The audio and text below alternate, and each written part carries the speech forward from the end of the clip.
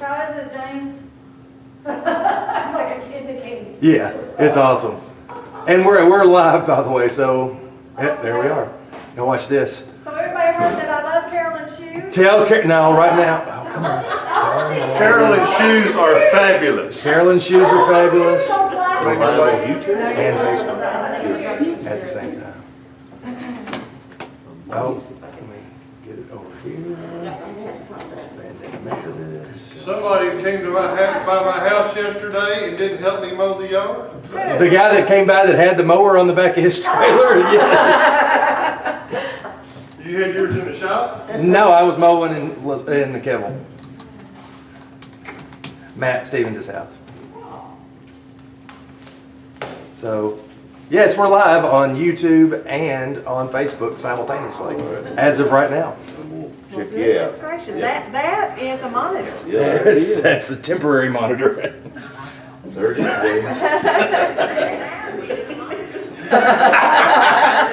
fast, too. How many?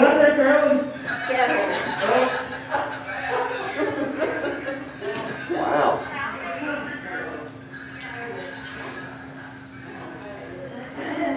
Yeah. Oh, look at it.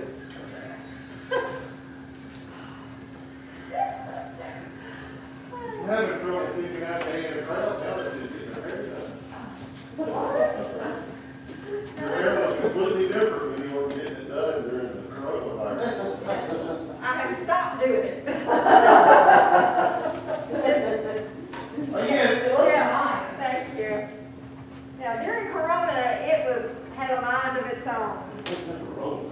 Yeah, during our Yeah. beauty shop lockdown. I cheated, I went to Missouri to get a haircut.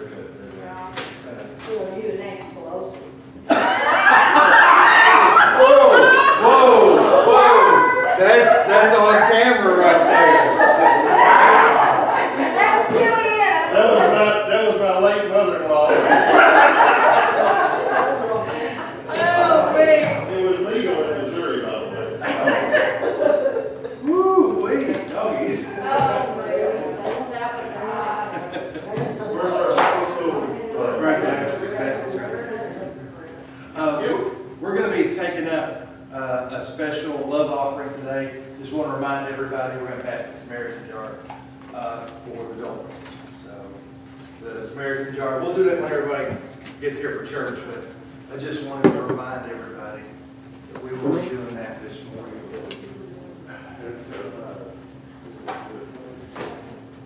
So Jessica, you can tell I've already got it going.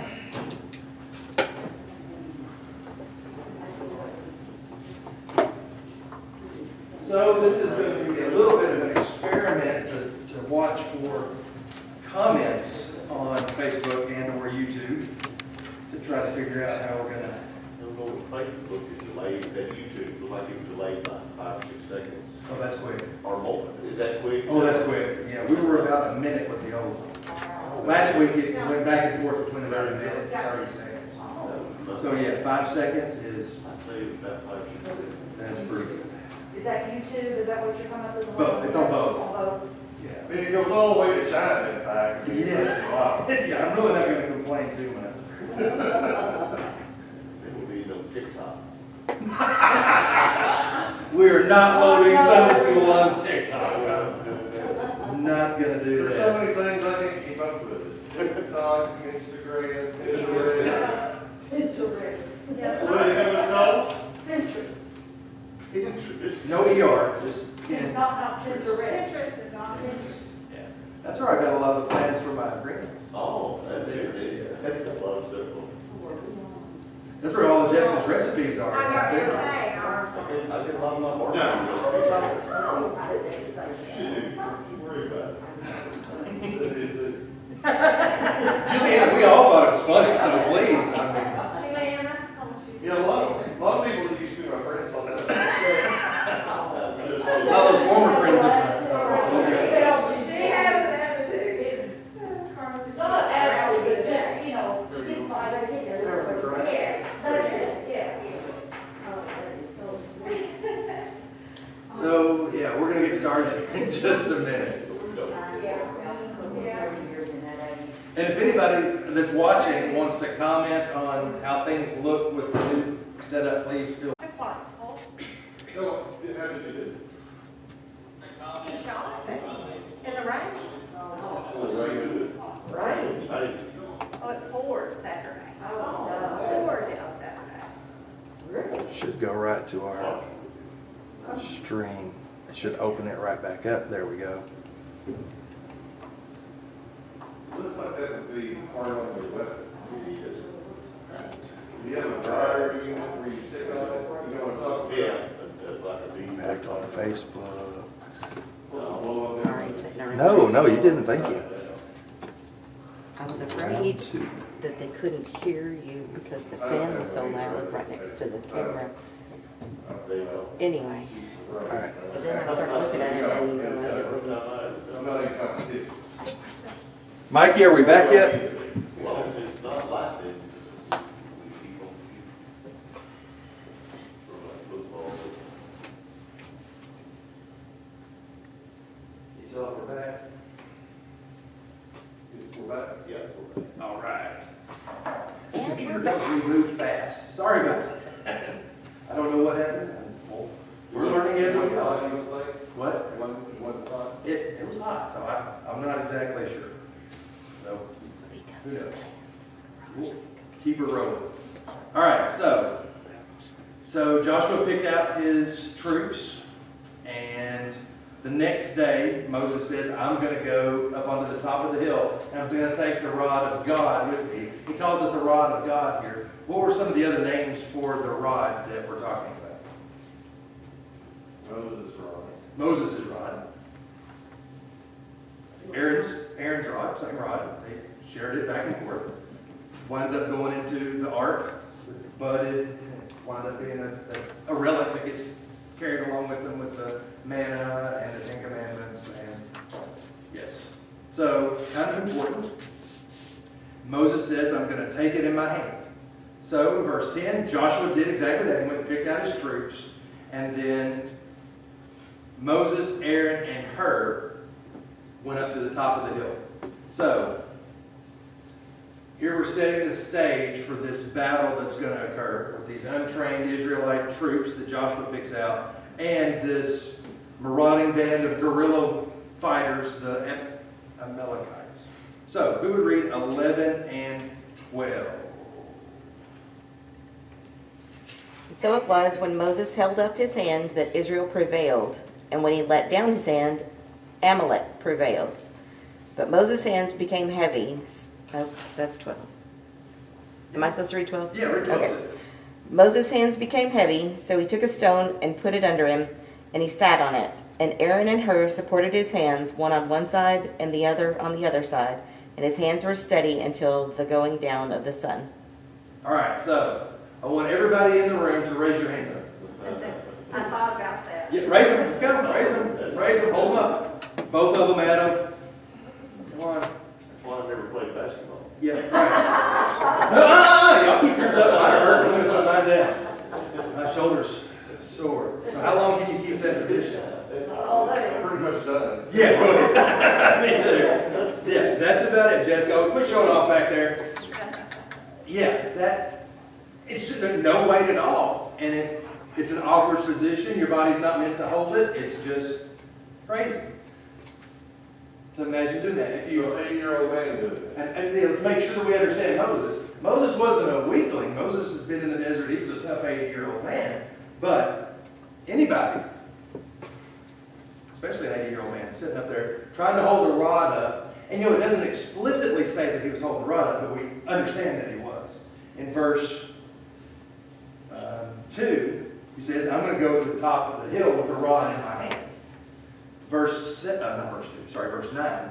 And verse 11, it says, when it came to pass, he held his hand up. So we're assuming that the rod is in his hand that he's holding up, because he said that he's going to have the rod with him.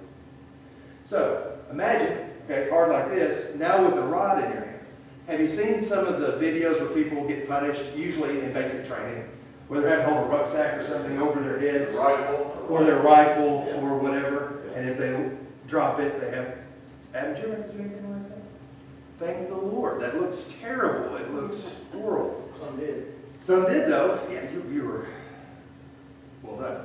So, what happened when he held his hand up? When his hand was held high, what went on down in the valley? Joshua was winning. Joshua and his troops were prevailing. They were winning. What does that word prevailing mean? Be realistic here. What does that mean? Well, at that point, it means that they were winning, but that doesn't mean they were through. It doesn't mean they were through, they were winning. What does winning in battle mean? So, Not yet. Be very specific. What does winning in war mean? It means you're killing them and they're not killing you. It means you're killing them. This isn't just arm wrestling, right? This isn't a war of words where they're just talking back and forth. This is war, fighting. And to win in a war, what has to happen? It could mean they were receding at that time too. Not necessarily killing, but it, Why would you run away? because I wouldn't want to be killed. Because somebody's getting killed and you don't want to be a part of it. But That's a great way to look at it, though, is that you have it going this way, like a tug of war, or it's going this way and this way. Don't doubt that there were people killed, though. This was battle, this was war. I think of the word prevailing though, kind of like an arm wrestling match, meaning you're winning, but there's still a struggle. Yes. Oh, and you look at the number of people, and this is a battle. For one side to be prevailing, someone has to be failing. Someone has to be losing for another one to be winning. So that's what happens. You have the Israelites winning. Let's look at it that way. They're winning. They're defeating them. In the process of defeating them, Moses gets tired. His hand drops. The other side takes lives. Is starting to win. Is driving the other one back. Moving them backwards. All within this overview as he looks down on this battle. Did Moses know that him holding his hand up would cause the victory? Or was that something they observed during the course of the battle? Did Moses know that? Why would he be up there? That's a great question. I don't know. He has the rod. What does the rod symbolize? That's what I'm going to try to get to that. What does the rod stand for? The power and presence of God. And when it's raised in the air, something awesome is happening. The power of God is coming down, causing the victory. It's not the people fighting that caused the victory. If it was, it wouldn't have anything to do with him raising or lowering his hand. We got to get in our head that it's because of the acknowledgement of the power of God that the victory came. It has nothing to do, very little to do with That's what people the on the Jews ground. believe apparently. Absolutely. You're directing your need and request to God. Yep. Let's do a little exercise here. And I did this morning before I got here. If you've got a search feature on your phone where you have your Bible, if you have your Bible on your phone, look up lifting hands, or hands that lift, or lifted hands. Hands that lift. Yep. As a subject or in the, I did it through a concordance, so just looking at those two words together, lifting hands or lift hands.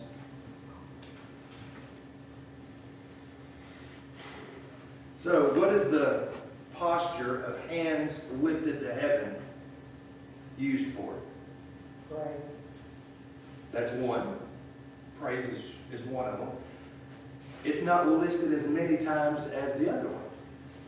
Prayer. Prayer. Praise. It's lifted, the hands being lifted are listed more times as an act of prayer than they are an act of praise. Which, that seems odd to us, right? Because we think it is an act of praise, but in Psalms it's listed, I lose track of how many times it's listed. More than a dozen, I think. No. There's ministers that when they pray, they have their hands lifted toward the congregation. Yes. The benediction. That's that. A lot of benedictions have the blessing of with the pastors lifting their hands up over their congregation. This specifically, pick one out, there's a million of them. Lift up your hands to the holy place and bless the Lord. I will bless you as long as I live. In your name I will lift up my hands. I will lift my hands toward your commandments which I love. I cry for your help when I lift up my hands toward your most holy sanctuary. Lamentations, arise, cry out in the night at the beginning of the night watches. Pour out your heart like water before the presence of the Lord. Lift your hands to him for the lives of your children who faint for hunger at the heads of every street. Praying for your kids. He's talking about Israel's children. The posture for that would have been lifting up your hands. Exodus 14, lift up your hand. Lift up your staff and stretch out your hand over the sea. That was the action Moses had done when God parted the Red Sea. There's so many.